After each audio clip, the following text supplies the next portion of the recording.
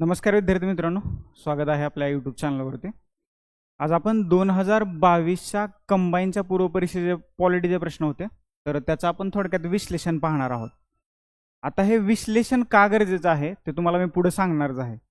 22, 23 आणि 2024 जर का या 3 वर्षांच्या प्रश्नाचं तुम्ही विश्लेषण पाहिलं तर 2025च्या कंबाईनमध्ये काय येऊ शकतं हा पेपर तुम्ही सेट करू शकता.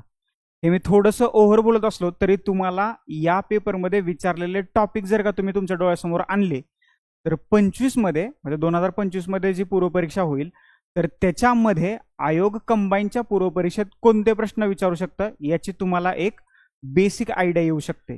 तर त्या अनुषंगाने हे जे विश्लेषण आहे तर ते अतिशय महत्त्वाचं विश्लेषण आहे. आपण 2022मध्ये आयोगाने कोणत्या टॉपिकवरती किती प्रश्न विचारलेले आहेत ते सर्वप्रथम पाहूया आणि मग आपण त्या प्रश्नाचं विश्लेषण पाहूया.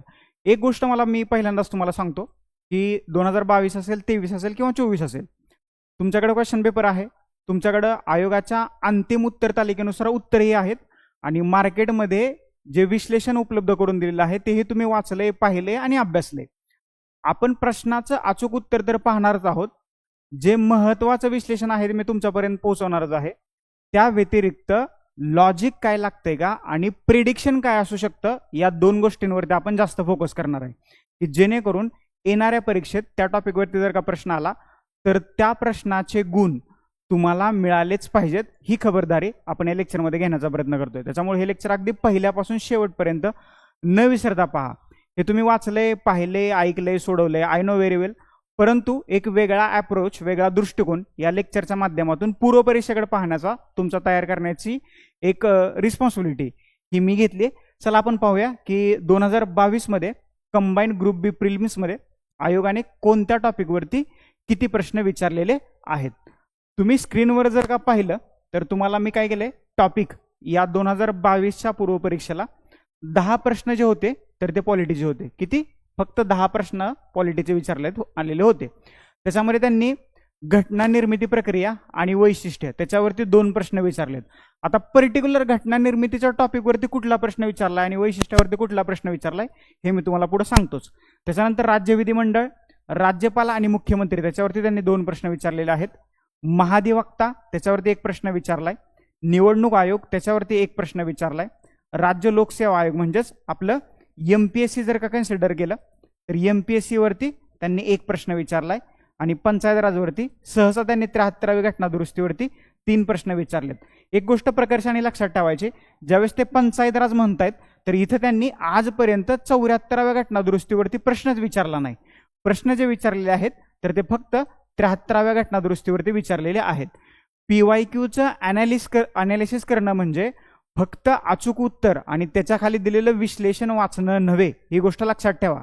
PYQचं अनालिसिस करणं म्हणजे आयोगाने गेल्या मागच्या 10-15 वर्षात कोणत्या टॉपिकवरती किती प्रश्न विचारलेत, इव्हन ते का विचारलेत, कसे विचारलेत आणि भविष्यात त्या टॉपिकवरती किती आणि कसे प्रश्न येऊ शकतात याची थोडीशी मोर्चे बांधणी करणं म्हणजे PYQचं अनालिसिस असतं. ही गोष्ट प्रकर्षाने लक्षात ठेवा.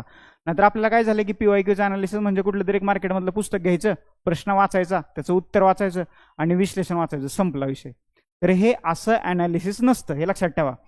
पंचायत राजबद्दल त्यांनी प्रकर्षाने आर्टिकल नंबर 243 आणि मग त्याच्याशी रिलेटेड ज्या तरतुदी आहेत त्याच्यावरतीच त्यांनी प्रश्न विचारलेले आहेत. म्हणजे ह्या 6 टॉपिकवरती आयोगाने 10 प्रश्न विचारलेत 2022च्या प्रीमध्ये, ही गोष्ट लक्षात ठेवा. आणि हे जर का प्रश्न तुम्ही पाहिले तर अगदी साधे, सोपे, सरळ प्रश्न आहेत. ते कसे आपण ते 1 बाय 1 पाहण्याचा प्रयत्न करूया. आता बघा, तुम्हाला अजून एक मी चांगली सुविधा उपलब्ध करून दिली. हे जे प्रश्न आहेत तर ते मी तुम्हाला बायलिंग्वल म्हणजे जसे आयोगाचा क्वेश्चन पेपर आहे तसाच क्वेश्चन पेपर मी इथं क्रिएट करण्याचा प्रयत्न केलेला आहे. ही PDF जी माझ्या हातात आहे तर ती PDF तुम्हाला टेलिग्राम चॅनलवरती उपलब्ध करून देण्याचा प्रयत्न आहे. त्याच्यामुळं हे लेक्चर पाहण्याच्या अगोदर ही PDF टेलिग्राम चॅनलवरून डाउनलोड करा. पहिल्यांदा त्या PDF मधले प्रश्न सोडवा आणि मग हे विश्लेषण पहा. आणि PDF आपण अशी तयार केली की तुम्हाला ब्लँक स्पेस जो आहे तर तो जास्त दिलाय. मी जी एक्स्ट्राची माहिती सांगणार आहे तर ती तुम्ही तिथं नोट डाऊन करून ठेवायची आहे. म्हणजे बाय चान्स त्या टॉपिकवरती भविष्यात प्रश्न आला तर तो प्रश्न तुमचा चुकणार नाही.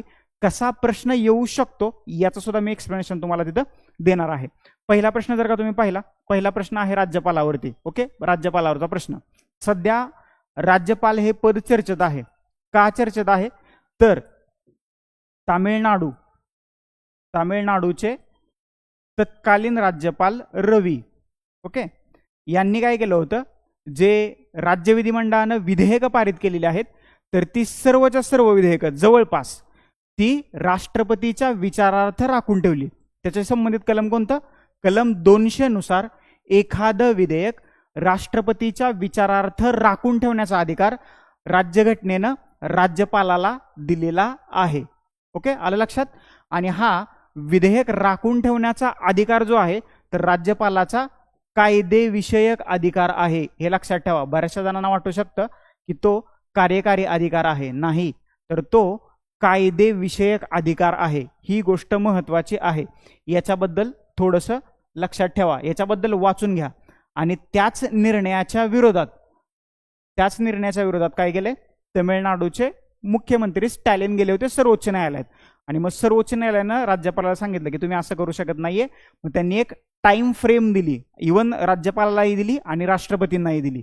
तर मग त्याच्यावरून असा प्रश्न निर्माण झाला होता की सुप्रीम कोर्ट म्हणजे भारताचं सर्वोच्च न्यायालय घटनात्मक पदांवरती ज्या व्यक्ती आहेत किंवा घटनात्मक पदांबद्दल ज्या तरतुदी आहेत तर तिथं आदेश देऊ शकतं का किंवा त्याच्यामध्ये काही सुधारणा करू शकतं का? त्याच्यामुळे तो विषय चर्चेत होता. याच्याबद्दल आपण ऑलरेडी आपल्या युट्यूब चॅनलवरती बोललेलोच आहे. बरोबर?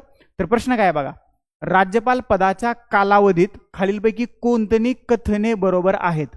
राज्यपाल पदाचा कालावधी म्हटले त्यांनी.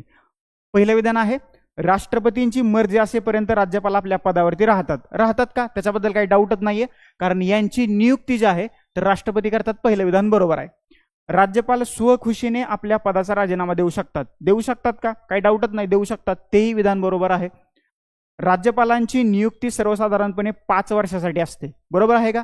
राज्यपालांची नियुक्ती जी असते सर्वसाधारणपणे 5 वर्षांसाठी असते, परंतु ते आपल्या पदावरती मात्र राष्ट्रपतीची मर्जी, कोणाची? राष्ट्रपतीची. बरोबर? राष्ट्रपतीची मर्जी असेपर्यंत ते आपल्या पदावरती राहतात. म्हणजे सी ही विधान बरोबर आहे. दुसरी व्यक्ती पद स्वीकारेपर्यंत राज्यपाल आपल्या पदावरती राहतात.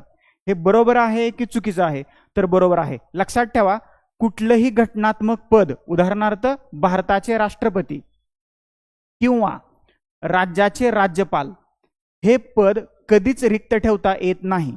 त्याच्यामुळं एखाद्या व्यक्तीनं रिझाईन केला असेल तर दुसरी व्यक्ती येईपर्यंत अगोदर ती व्यक्ती पदावरती राहते. ही गोष्ट लक्षात ठेवा.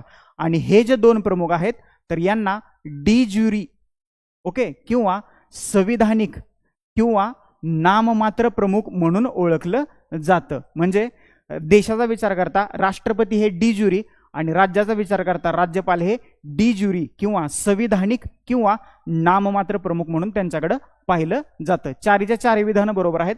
पर्याय क्रमांक 4 जे आहे तर ते आपल्या प्रश्नाचं उत्तर आहे. आता भारताच्या राज्यघटनेचा विचार करता कलम 153, कुठलं कलम? 153 ते 162. कलम 153 ते कलम 162 याच्यामध्ये तुम्हाला राज्यपाल पदाबाबतच्या तरतुदी ज्या आहेत तर ते दिलेल्या दिसत आहेत. आता या राज्यपाल पदाचा व्यक्ती ज्यावेळेस त्याच्या पदावरती असतो तर त्याच्या विरुद्ध दिवाणी कार्यवाही करता येते, परंतु फौजदारी कार्यवाही करता येत नाही. त्याच्यासाठी त्याला 14 दिवसाची पूर्व नोटीस द्यावी लागते. ओके.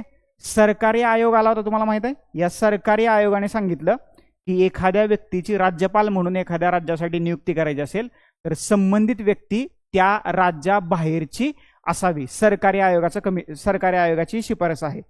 कलम 153 राज्यासाठी राज्यपाल असेल, हे लक्षात ठेवा. कलम लक्षात ठेवा 153. त्याच्यानंतर 155 राज्यपालाची नियुक्ती, हेही कलम लक्षात ठेवा. आणि कलम 156 राज्यपालाचा कार्यकाळ, हे लक्षात ठेवा. हे 3 कलम महत्वाचे आहेत. 153 राज्यासाठी राज्यपाल, 155 राज्यपालाची नियुक्ती आणि 156 राज्यपालाचा कार्यकाळ. 7वी घटना दुरुस्ती करण्यात आली होती 1956ला. आता या 7व्या घटना दुरुस्तीनं एकाच व्यक्तीची एकापेक्षा जास्त राज्याचे राज्यपाल म्हणून नियुक्ती केली जाऊ शकते, हे लक्षात ठेवा 7व्या घटना दुरुस्तीनुसार. आणि याच 7व्या घटना दुरुस्तीनुसार 2 किंवा अधिक राज्यासाठी एकच उच्च न्यायालय स्थापन केलं जाऊ शकतं. ही जी तरतूद आहे तर ती 7व्या घटना दुरुस्तीनं करण्यात आलेली आहे. समजलं? पहिल्या प्रश्नाचं उत्तर आहे पर्याय क्रमांक 4. That's it. हे एवढं साधं सोपं सरळ आहे. ह्याच्यात काय डायरेक्ट तुम्ही उत्तर काढू शकताय. पहिला प्रश्न, जर का तुमचं मराठी कच्चं असेल तर तुम्ही इंग्लिश वाचा, जर का तुमचं इंग्लिश कच्चं असेल तर तुम्ही मराठी वाचा. तुम्हाला दोन्ही ऑप्शन्स इथं उपलब्ध करून दिलेले आहेत. पुढचा प्रश्न काय म्हणतोय बघा, राज्य लोकसेवा आयोगाबाबत, म्हणजेच हा प्रश्न जो आहे तर तो MPSC बाबत आहे. आपण असं धरून चालूया, कलम 315 काय असतंय याच्यामध्ये त्यांनी काय तरतूद केली, कलम 315 राज्य लोकसेवा आयोग आणि केंद्रीय लोकसेवा आयोगाची तरतूद करण्यात आलेली आहे. पहिलं विधान बघा काय म्हणतंय, भारतीय राज्यघटनेच्या कलम 315 ते 323 मध्ये याच्याबद्दल तरतुदी आहेत का? सगळ्यात महत्वाची गोष्ट काय करायचं माहिती आहे का, ज्यावेळेस तुम्ही कोणताही प्रश्न वाचायला घ्याल आणि तो सोडवायचा प्रयत्न कराल तर त्याच्यातल्या महत्वाच्या शब्दांना सर्कल करून घ्या. उदाहरणार्थ सांगतो तुम्हाला, राज्य लोकसेवा आयोगाबाबत कोणता किंवा कोणती विधाने बरोबर नाहीत. ओके, बरोबर नाहीत असं विचारले ना तर याला लगेच सर्कल करायचं. बरोबर नाहीत म्हणजे काय, चूक. आपल्याला काय करायचंय, चूक असणारे विधान याच्यातनं बाजूला काढायचे. पहिलं विधान काय म्हणते बघा, भारतीय राज्यघटनेच्या 315 ते 323 मध्ये या राज्य लोकसेवा आयोगाबाबत तरतूद आहेत का? आहेत. आणि हे भाग 14 मध्ये येतंय. ओके, भाग 14 मध्ये पहिलं विधान बरोबर आहे, त्याच्याबद्दल काय डाऊट नाहीये. हे आयोग राज्य शासन तसेच केंद्र शासनासाठी कार्य करते. ओके, राज्य लोकसेवा आयोग केंद्र शासनासाठी कसं काय कार्य करेल, त्याच्यामुळं हे विधान चुकीचं आहे. तो फक्त राज्यासाठी कार्य करतोय. या आयोगाने निवड केलेल्या प्रशासकीय अधिकाऱ्यांच्या नेमणुका केंद्र शासन करतं. बरोबर, आयोग राज्यासाठी काम करत असेल मग केंद्र शासन त्याचं नेमणुका कसं काय करेल, त्याच्यामुळं हे सुद्धा विधान चुकीचं आहे.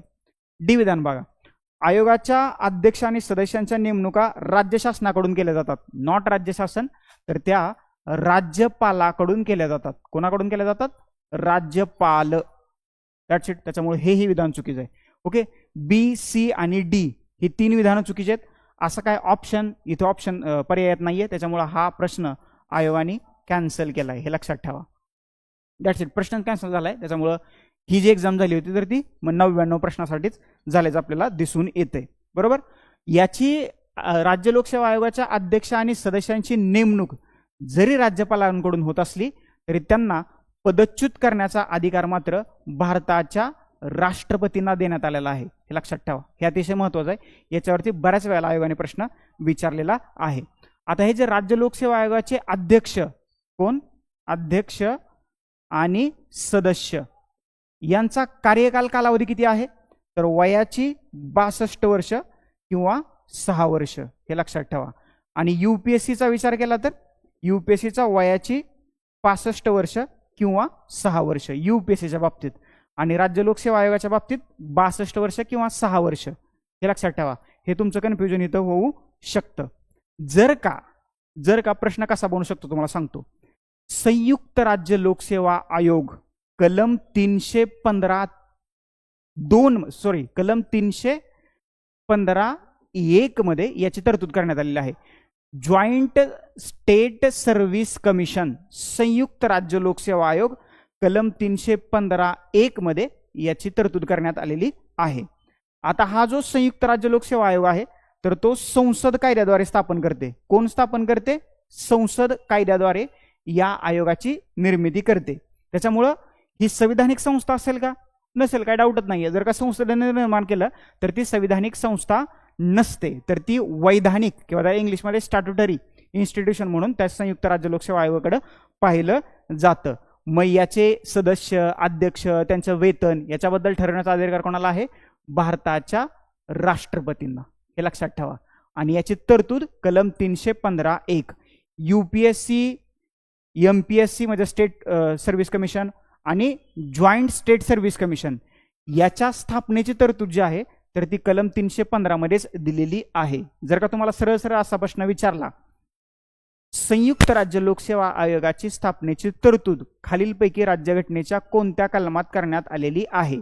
जर का तिथं 315(1) नसेल आणि तिथं फक्त 315 असेल तर तुम्ही 315चा गोल करून यायचं आहे. That's it. हा प्रश्न असा बनू शकतो. हा प्रश्न आयोगाने कॅन्सल केलाय, हे लक्षात ठेवा.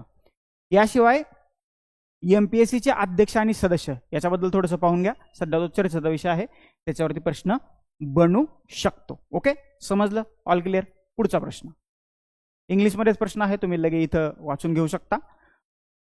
काय म्हणतोय बघा प्रश्न, तिसरा प्रश्न. भारतात संसद आणि राज्य विधिमंडळाच्या निवडणुका डॅश डॅश द्वारे आयोजित केल्या जातात. कुठल्या निवडणुका म्हणताय? संसद आणि राज्य विधिमंडळ. आता जर का संसद आणि राज्य विधिमंडळ असेल तर इथं बाकीच्या गोष्टीच येणार नाहीत ना. डोळे झाकून तुमचा पेन कुठे गेला पाहिजे? भारताचा निर्वाचन आयोग, इलेक्शन कमिशन ऑफ इंडिया, याच्या स्थापनेला 75 वर्ष पूर्ण झाली. याची स्थापना कधी झाली? 25 जानेवारी 1950. पहिले मुख्य निवडणूक आयुक्त कोण होते? सुकुमार सेन. सध्या कोण आहेत पाहून घ्या, त्याच्यावरती तुम्हाला प्रश्न विचारला जाऊ शकतो. आणि याच्याशी संबंधित आर्टिकल कोणता आहे भारताच्या इलेक्शन कमिशन बद्दल? तर आर्टिकल नंबर 324. हे लक्षात ठेवा, हे अतिशय महत्वाचा कलम आहे. ही कॉन्स्टिट्युशनल बॉडी आहे का नॉन कॉन्स्टिट्युशनल बॉडी आहे? तर ही एक घटनात्मक संस्था आहे, कारण याच्यासाठी एक डेडिकेटेड आर्टिकल जे आहे तर ते भारताच्या राज्यघटनेमध्ये देण्यात आलेलं आहे. आणि हा जो आयोग आहे निवडणूक आयोग, आता सध्या किती सदस्यांचा आहे? तर तो आहे 3 सदस्यांचा. विचारलं जाऊ शकतं कधी 1 सदस्य होता, कधी 2 सदस्य झाला आणि कधी त्रिसदस्यीय झाला. त्याच्याबद्दल प्रश्न जो आहे तर विचारण्याची शक्यता नाकारता येत नाही. कलम 326 काय सांगते? कलम 326 हे नाही आयडिया. कलम 326 सांगते भारतात राहणाऱ्या आणि वयाची 18 वर्ष पूर्ण करणाऱ्या व्यक्तींना मतदानाचा हक्क, प्रौढ मताधिकाराचं तत्व जे आहे तर ते कलम 326 मध्ये देण्यात आलेलं आहे. हे अतिशय महत्वाचं आहे. आता इथे त्यांनी दिले राज्य निवडणूक आयोग, कलम 243 के राज्य निवडणूक आयोगाचा कलम आहे, लक्षात ठेवा. एक्स्ट्राची माहिती सांगतोय. 73व्या घटना दुरुस्ती 1992 नुसार या राज्य निवडणूक आयोगाची स्थापना केली. राज्य निवडणूक आयोग काय करतं? राज्यातल्या स्थानिक स्वराज्य संस्थांच्या निवडणुकांची जबाबदारी जी आहे तर ती राज्य निवडणूक आयोगावरती असते. आणि त्याचं कलम 243 के. राष्ट्रपतीचं कलम कोणतं आहे? कलम 52 राष्ट्रपती. आणि कलम 58 राष्ट्रपती पदासाठीची पात्रता, वर्णन नव्हे. ओके, ग्रुप सी प्रिलिम्स 2024चा पेपर, त्याच्यातली ही चूक. राज्यपालाचं कलम 153 प्रत्येक राज्यासाठी राज्यपालाची नियुक्ती 153 नुसार कोण करेल? भारताचे राष्ट्रपती. तसा कालावधी किती आहे? 5 वर्ष. परंतु पदावरती कधीपर्यंत राहतील? राष्ट्रपतींची मर्जी असेपर्यंत. सरकारी आयोग लक्षात ठेवायचं. समजलं? पर्याय क्रमांक 4 या प्रश्नाचं उत्तर आहे. पुढचा प्रश्न. भारतीय संविधानाच्या कोणत्या कलमात मुख्यमंत्री यांची कर्तव्य स्पष्ट केलेली आहेत? राज्य विधिमंडळाबद्दलचा प्रश्न आहे, बरोबर? हे लक्षात ठेवा. आता राज्य विधिमंडळाबद्दलचा प्रश्नाची चर्चा करत असताना विधान परिषद, ओके, याच्यावरती पुढे प्रश्न आलेलाच आहे. विधान परिषदेबद्दल सुद्धा तुम्हाला माहिती असलं पाहिजे. कलम 169 भारतातल्या 6 राज्यात विधान परिषद अस्तित्वात आहे. विधान परिषदेबद्दल, निर्मितीबद्दल किंवा रद्द करण्याबद्दलचा अंतिम निर्णय जो असतो तर तो भारताच्या संसदेचा असतो. परंतु विधान परिषद स्थापन करण्यासंबंधीचं विधेयक जे आहे तर राज्याच्या विधानसभेनं ते मंजूर करून द्यायला पाहिजे आणि मग संसद त्याच्याबद्दल निर्णय घेते. चला प्रश्नावरती या. मुख्यमंत्र्यांची कर्तव्ये त्यांनी विचारलेली आहेत, बरोबर? मुख्यमंत्र्याला कर्तव्य असतात का? असतात. त्याच्यासाठी त्याची नियुक्ती केली जाते, बरोबर? तर कुठलं कलम आहे? तर कलम 167. काय म्हणताय? मुख्यमंत्र्यांची कर्तव्य कलम 167 मध्ये सांगण्यात आलेली आहेत. कलम 163 काय आहे बघा? पहिलाच प्रश्न आहे, पहिलाच ऑप्शन आहे. राज्यपालाला सहाय्य आणि सल्ला देण्यासाठी मंत्रिमंडळ. कुठलं मंत्रिमंडळ? राज्य मंत्रिमंडळ, बरोबर?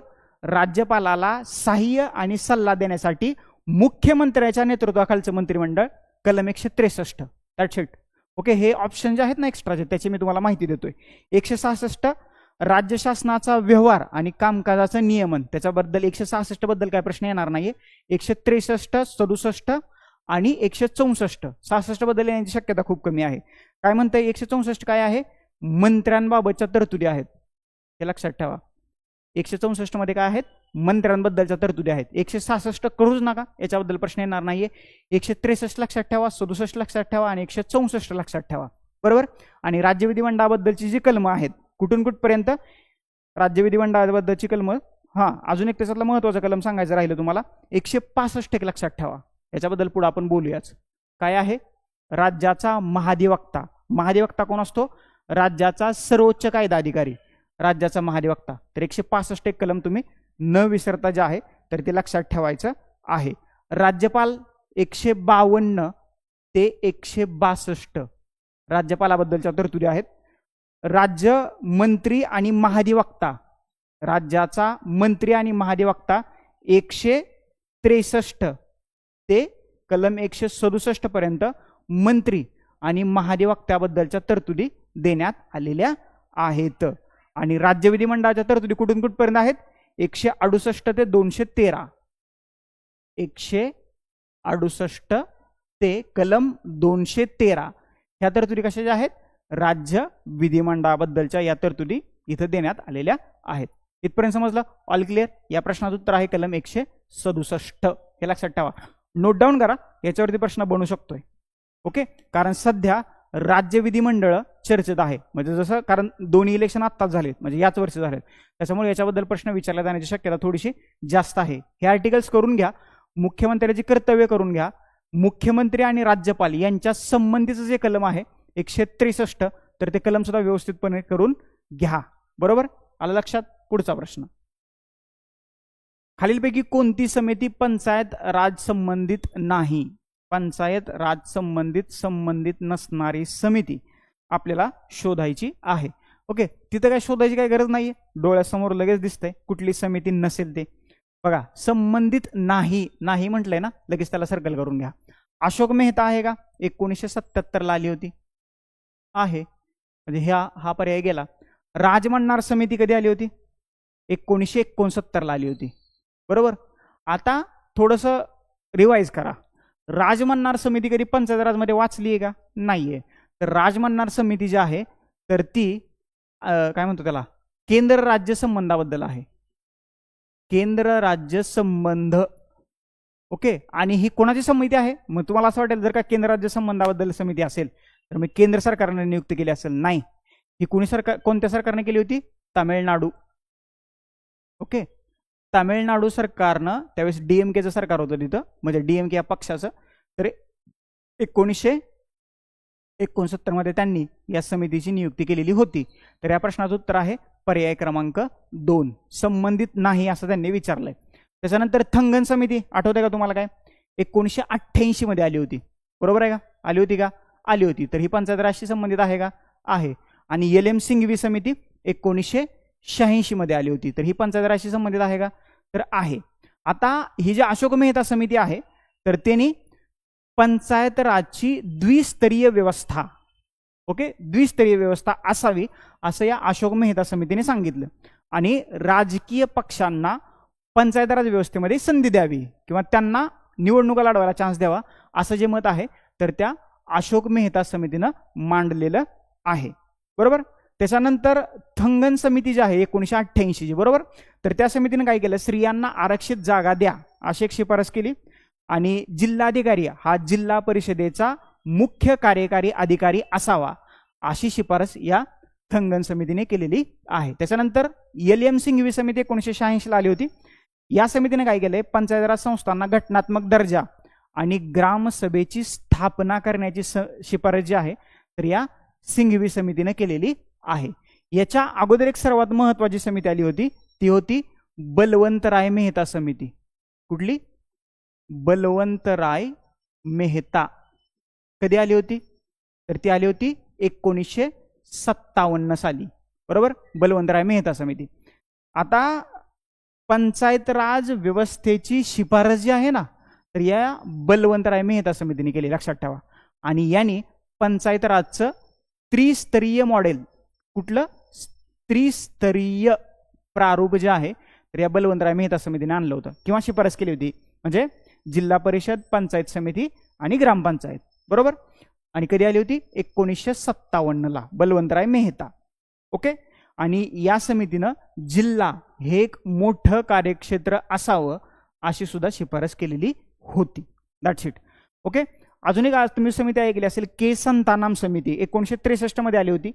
JV राव समिती 1985 मध्ये, गाडगीळ कार्यगट आला होता 1988 मध्ये, आणि मग पुन्हा राजीव गांधी सरकारनं 64वा घटना दुरुस्ती विधेयक मांडलं होतं 1989ला, पण ते काय मंजूर होऊ शकलं नाहीये.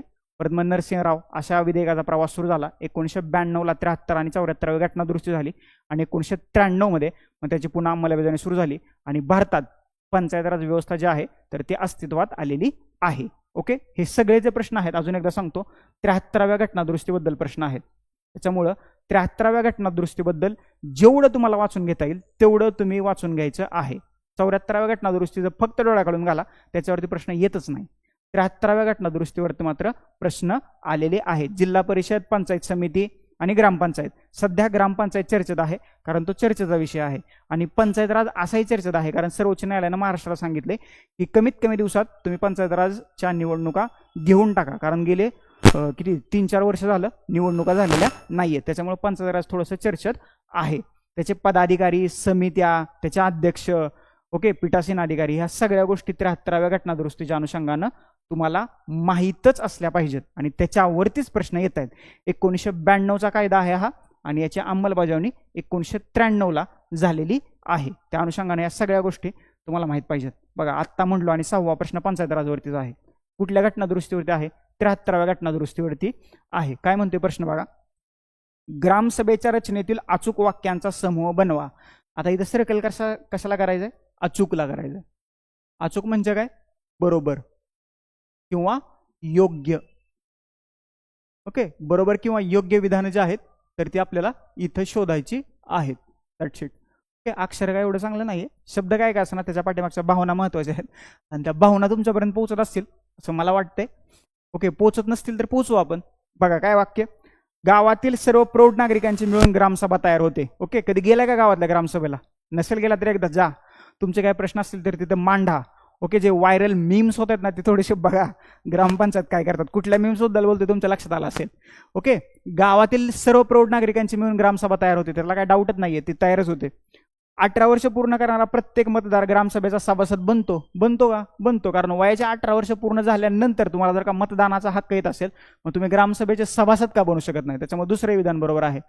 ग्रामसभेला निवडणूक असते. ओके, तिथं त्यांनी म्हटलं असतं ग्रामपंचायत निवडणूक असते तर ते विधान बरोबर आलं असतं, पण त्यांनी काय म्हटलंय, ग्रामसभेला निवडणूक असते. म्हणजे ग्रामसभा आयोजित करण्यासाठी निवडणूक घ्यावी लागते का? नाही.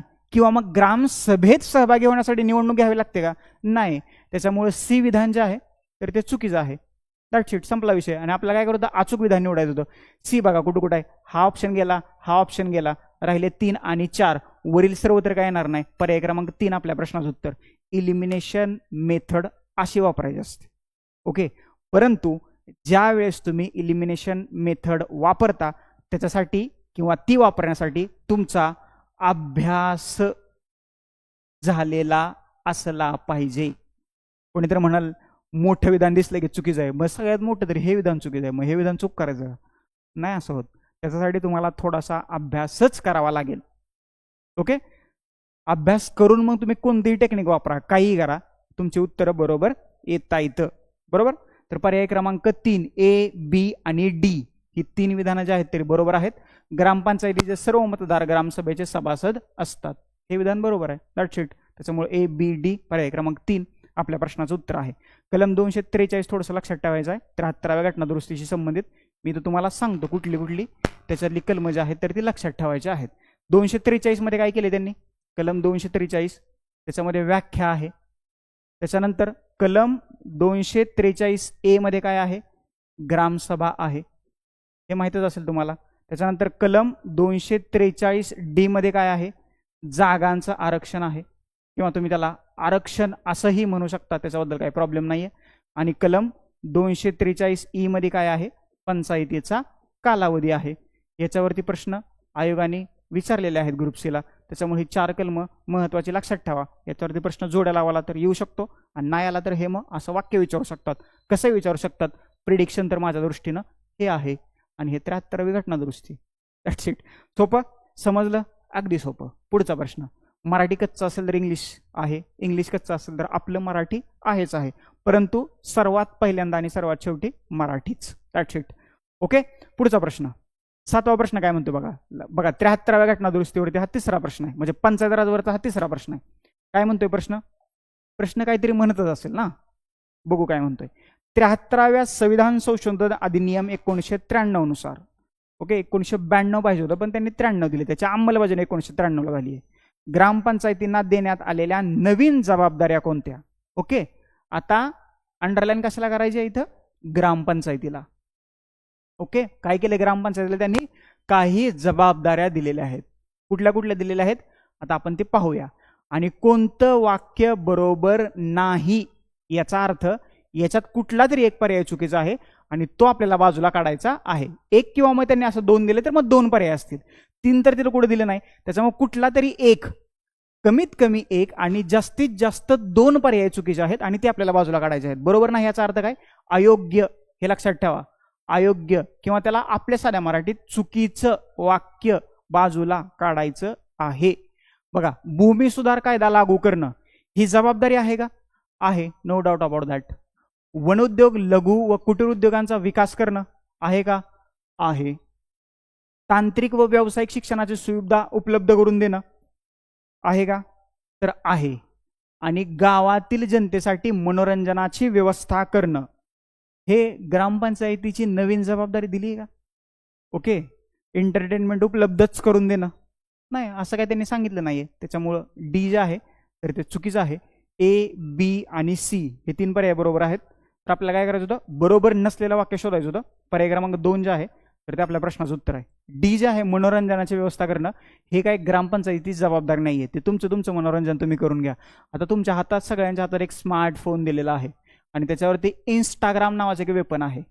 ओके, ते काही करू शकतं. हे होत्याचं नव्हतंच होतं करू शकतं. त्याच्यामुळं तिथं तुम्ही एंटरटेनमेंट तुमचं उपलब्ध करून घ्या. बघा, काही दिवसानं राजकीय पक्षांच्या निवडणुकीतल्या जाहीरनाम्यातला एक मुद्दा असेल मोफत वायफाय. हे लक्षात ठेवा. ह्या निवडणुकीत म्हणजे आत्ताच्या ग्रामपंचायतीच्या निवडणुका लागतील ना, मे बी तुम्हाला ते स्मार्टफोन सुद्धा वाटायला बसलेत मोफत. मे बी ते तुम्हाला तुमच्या डाटा पॅकचे रिचार्ज सुद्धा मारून देतील. काय सांगतायत ना, ती गरज आहे आता सध्या. ओके, त्याच्यामुळे हे काय ग्रामपंचायतीचं काम नाहीये, परंतु भविष्यात हे होऊ शकतं. सध्या तरी या प्रश्नाचं उत्तर आहे पर्याय क्रमांक 2, ते काय काम नाहीये. हे गोष्ट लक्षात ठेवा. आता बघा, ग्रामपंचायतीची अनिवार्य, कुठली? अनिवार्य आणि ऐच्छिक.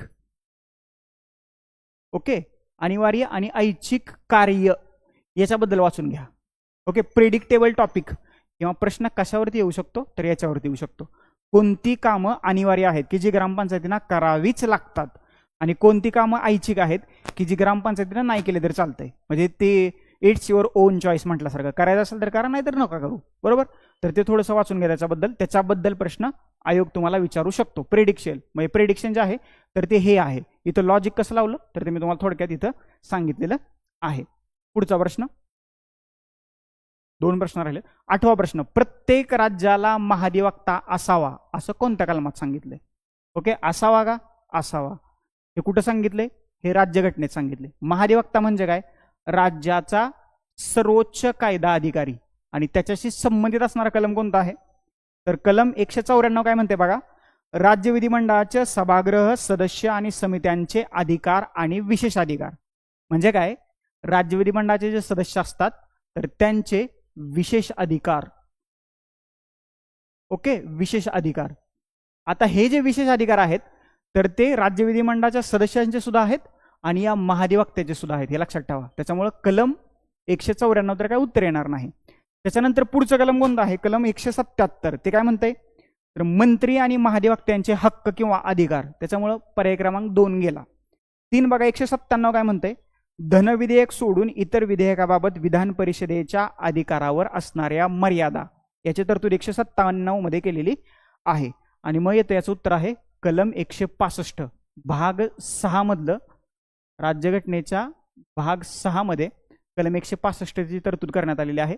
आणि कलम 165 नुसार प्रत्येक राज्याला एक महाधिवक्ता असेल आणि याची नियुक्ती जी आहे तर ते राज्याचे राज्यपाल करतील. बरोबर, आणि किती दिवस पदावरती राहील हे काय घटनेत त्यांनी नमूद केलेलं नाहीये. राज्याचा सर्वोच्च कायदा अधिकारी असतो, नियुक्ती राज्यपाल करतात. पात्रता ह्याला काय हवी असते? म्हणजे जर का कोणाला महाधिवक्ता व्हायचं असेल उद्या चालून तर उच्च न्यायालयाचा न्यायाधीश होण्यासाठी जी पात्रता असावी लागते, म्हणजे 10 वर्ष वकिली किंवा 10 वर्ष न्यायिक पदावरती, तीच पात्रता या महाधिवक्त्याला असावी लागते. याचा कार्यकाल महाधिवक्त्याचा निश्चित आहे का? तर नाहीये. म्हणजे राज्यघटनेत काय महाधिवक्त्याचा कार्यकाल सांगितलेला नाहीये. परंतु जर का सरकार बदललं, म्हणजे सपोज एका पक्षाचं सरकार जाऊन दुसऱ्या पक्षाचं सरकार आलं, तर महाधिवक्ता राजीनामा देतो. हे काय राज्यघटनेत सांगितलेलं नाहीये, हा एक संकेत रूढ झालाय. कारण पहिला पक्ष कसा आहे सत्तेत असणारा आणि दुसरा पक्ष कसा असू शकतो, व महाधिवक्त्याचा वांधा नको व्हायला, त्याच्यामुळे तो रिझाईन करून देतो. बरोबर. काही लोक करत नाहीत, काही लोक करतात, तो भाग वेगळा. आता याचं मानधन कोण ठरवतं? जर का नियुक्ती राज्यपाल करत असेल तर मानधन कोण ठरवेल? तर मानधन सुद्धा राज्याचा राज्यपालच ठरवतो. ही गोष्ट लक्षात ठेवा. आणि मग पदावरती कुठपर्यंत राहतो? नियुक्ती राज्यपाल करत असेल, मानधन राज्यपाल ठरवत असेल, तर राज्यपालाची मर्जी असेपर्यंतच हा महाधिवक्ता जो आहे तर तो त्याच्या पदावरती राहतो. पर्याय क्रमांक 4 कलम 165 या प्रश्नाचं उत्तर आहे. That's it. समजलीत पर्यंत. पुढचा शेवटचे प्रश्न आणि मग आपण थांबूया. भारतीय राज्यघटनेच्या मसुदा समितीचे खालीलपैकी कोण सदस्य होतं? आता तुम्हाला मसुदा समिती माहिती असली पाहिजे सर्वात अगोदर. आणि त्यांनी काय विचारले? कोण होते विचारले. बरोबर. म्हणजे आता त्यांनी काही इथं मल्टी लाईन क्वेश्चन केला नाहीये. 1 2 3 4 पर्याय दिलेत. जर का असे 4 पर्याय दिलेले असतील तर याचं उत्तर कुठलं तरी एकच पर्याय येईल ना. एकतर वल्लभभाई पटेल असतील, जवाहरलाल नेहरू असतील, अल्लादी कृष्ण स्वामी अय्यर असतील, नाहीतर डॉक्टर राजेंद्र प्रसाद असतील. असं तर होणार नाही. प्रश्न असं दिला की कोण होते? वल्लभभाई पटेल पण आहे आणि जवाहरलाल नेहरू पण आहे. जर का असं उत्तर असलं तर प्रश्न हा कॅन्सल झाला असता. परंतु आपण पाहूया काय म्हणतंय ते. बघा, भारतीय राज्यघटनेच्या मसुदा समितीचं खालीलपैकी कोण सदस्य होतं? सरदार वल्लभभाई पटेल कुठल्या समितीचे सदस्य होते? बघा, भारतीय राज्यघटनेची निर्मिती प्रक्रिया, त्याच्यामध्ये एकूण 22 समित्या स्थापन करण्यात आल्या होत्या. याच्याबद्दल काय सांगायची गरज आहे तुम्हाला? किती समित्या होत्या? 22. त्याच्यापैकी 10 समित्या ज्या होत्या तर त्या कार्यपद्धतीत, म्हणजे कार्यपद्धतीचा जो व्यवहार होता तर तो व्यवहार हाताळण्यासाठी किती समित्या होत्या? 10. आणि राहिलेल्या ज्या 12 समित्या होत्या तर तो विशिष्ट व्यवहारांची जबाबदारी पार पाडण्यासाठी स्थापन करण्यात आलेल्या होत्या. अशा 22 समित्यांची नियुक्ती ह्या भारतीय राज्यघटनेच्या निर्मितीसाठी करण्यात आलेली होती. आणि त्याच्यातलीच एक महत्वाची समिती होती मसुदा समिती. आणि या मसुदा समितीची स्थापना झाली होती 29 ऑगस्ट 1947 ला. या मसुदा समितीचे अध्यक्ष होते डॉक्टर B.R. आंबेडकर. आंबेडकर याचे अध्यक्ष होते, प्लस एक अध्यक्ष प्लस 6 सदस्य, असे एकूण 7 सदस्य आहेत तर ते मसुदा समितीत होते. मी वाचून दाखवतो तुम्हाला कुठले कुठले सदस्य होते, न विसरता ते नोट डाऊन करून घ्या. अध्यक्ष होते डॉक्टर B.R. आंबेडकर. त्याच्यानंतर सदस्य गोपालस्वामी अय्यंगर, अल्लादी कृष्णस्वामी अय्यर, K.M. मुन्शी, सादुल्ला N. माधवराव आणि T.T. कृष्णामाचारी. ओके. आणि याच्यातलं कुठलं उत्तर आहे? अल्लादी कृष्णस्वामी अय्यर हे मसुदा समितीचे सदस्य होते. ज्या 22 समित्या स्थापन करण्यात आल्या होत्या तर त्याच्यातल्या सर्वाधिक समितीचे अध्यक्ष जे होते तर ते डॉक्टर राजेंद्र प्रसाद होते. हे लक्षात ठेवा. राजेंद्र प्रसाद या 22 समित्यापैकी सर्वाधिक समित्यांचे अध्यक्ष राजेंद्र प्रसाद होते. त्याच्यामध्ये सुकाणू समिती आहे, कार्यपद्धतीविषयक नियम समिती आहे, वित्त आणि स्टाफ समिती आहे आणि राष्ट्रध्वजासंबंधी निर्माण करण्यात आली तदार्थ समिती आहे. याचे अध्यक्ष डॉक्टर राजेंद्र प्रसाद होते. जवाहरलाल नेहरू कुठल्या कुठल्या समितीचे सदस्य होते? राज्यासंबंधीची वाटाघाटी समिती, केंद्र सरकारची राज्यघटना आणि केंद्र सरकारचे अधिकार, या 3 महत्वाच्या समितीचे अध्यक्ष जे होते तर ते जवाहरलाल नेहरू होते. आणि सरदार वल्लभभाई पटेल मूलभूत हक्क समिती आणि प्रांतीय राज्यघटना समिती, या 2 महत्वाच्या समितीचे अध्यक्ष जे होते तर ते सरदार वल्लभभाई पटेल होते. समजलं? आलं लक्षात? ह्या 22 समित्या, 10 + 12 हे लक्षात ठेवा. वेगवेगळ्या समित्या, त्याच्या अध्यक्ष, त्याच्याबद्दल थोडंसं J.B. कृपलानी भाषिक प्रांतरचना आधारित समिती जी होती J.B. कृपलानी, त्यांच्यावरती प्रश्न आता विचारलेला आहे. याच्यावरती तुम्हाला प्रश्न विचारला जाऊ शकतो. मसुदा समितीच्या स्थापनेबद्दल तुम्हाला प्रश्न विचारला जाऊ शकतो. कधी झाली? 29 ऑगस्ट 1947 ला. किती सदस्य होते? टोटल 7 सदस्य होते, एक अध्यक्ष प्लस 6 सदस्य. आणि जवळजवळ सर्वच्या सर्व काय होते? वकील. काय होते? बॅरिस्टर. That's it. संपलं? समजलं? शेवटचा प्रश्न. भारतीय राज्यघटनेतील खालीलपैकी कोणतं वैशिष्ट्य ब्रिटिश राज्यघटनेतून घेतलेलं नाही? आता घेतलेलं नाही म्हटलंय त्यांनी, बरोबर? याला अंडरलाईन करा किंवा याला सर्कल करा. आता घेतलेलं नाही हे माहीत असायला, जर का हे माहीत करून घ्यायचं असेल तर कोणती वैशिष्ट्य ब्रिटनच्या राज्यघटनेतून घेतलीत हे तुम्हाला सर्वप्रथम माहीत असलं पाहिजे.